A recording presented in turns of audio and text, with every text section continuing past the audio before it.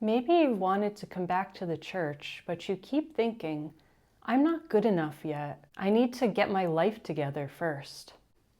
I used to feel that way too.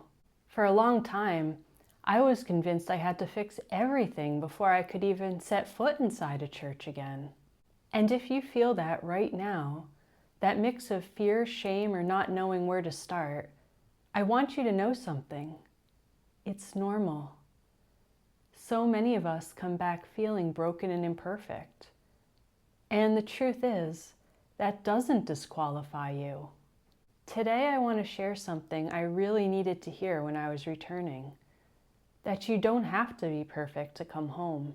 By the end of this video, I hope you feel a little lighter, a little more hopeful, and more confident that you can begin again right where you are. In this video, we're going to talk about the fears that hold many of us back, the surprising truth about who Jesus calls home, and what it looks like to take a small step toward him, even if your life feels far from perfect. So let's start with the belief that keeps so many of us away. A lot of us think, I'll come back when I'm better, when I've stopped messing up, when I understand more, when my life looks more like a good Catholic. For me, that belief kept me away for years. I'd sit with all the choices I'd made, staying in a toxic relationship because I was scared to be alone, telling myself it was okay to use birth control, rushing into intimacy out of insecurity, and I felt this heavy guilt. I kept thinking, how can I come back after I've made so many mistakes? And I felt more than just guilt. I also had the sense I disappointed God so deeply I wasn't worthy to come back. Have you ever looked at your past and thought, there's no way God wants someone like me? If you have that feeling, that mix of guilt and fear doesn't mean you don't belong. It means you're human. So if you've believed you need to fix everything first, you're already one step closer to the truth. What changed everything for me was seeing how Jesus responds to people who feel broken. When you look at the Gospels, Jesus doesn't move toward people who have it all together. He moved toward the ones who are hurting, lost, or pushed aside. He sits for a meal with tax collectors and sinners. He welcomes the outcasts and the strangers. He defends the ones everyone else condemns. When I was coming back, that was the part of Jesus I'd forgotten.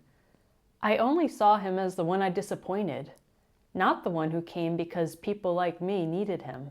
During that time, I felt drawn to the story of Mary Magdalene, a woman with a painful past who'd done many things she deeply regretted. And yet she wasn't just forgiven.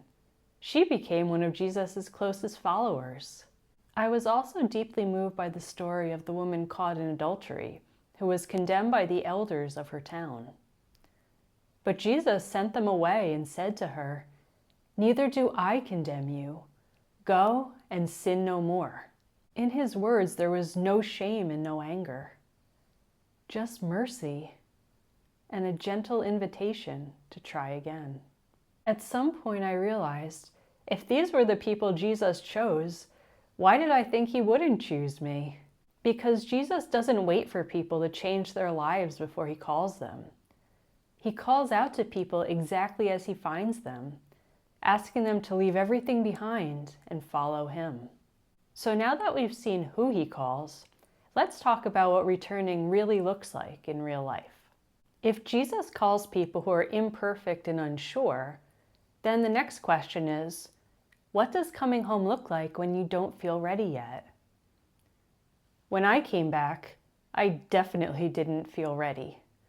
My understanding of church teaching was limited at best. I wasn't praying every day or going to Mass consistently. And inside, I was anxious and overwhelmed. If that's where you are right now, I want you to know that's a completely normal place to begin. Because God doesn't ask for perfection. He only asks that you return to him with an open heart, and he will meet you where you are. One of the areas God gently worked on in my life was how I approach relationships. For years, so many of my choices came from fear. Fear of being alone, fear of not being loved or not being chosen. And as God healed those fears, He helped me let go of the patterns that were hurting me, including the way I approached intimacy. None of that happened overnight. But after I opened my heart and let God in, slowly things began to change.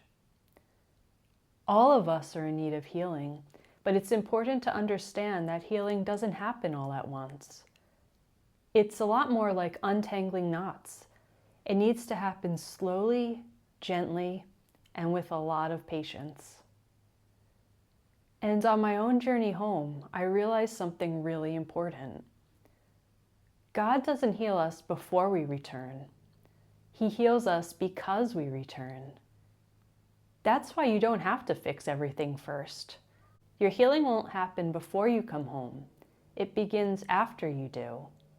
And that beginning can be very simple. Maybe your first step is saying a single Our Father or Hail Mary every day. Maybe it's going to Mass one Sunday. Maybe it's visiting church, sitting in the back pew, and pouring out your heart to God. The truth is, God doesn't wait for you to get everything right. He meets you on the road, right where you're standing. So if you're still here with me, you've already made it further than you think. You're starting to see that you don't need to be perfect to return. You don't need to fix everything first. You can begin again, right here, right now, exactly as you are. If you're still feeling any guilt or shame, I made a simple video that talks through that gently. You can watch it next. It might help you feel a bit more at peace. Thank you for being here, and have a very blessed day.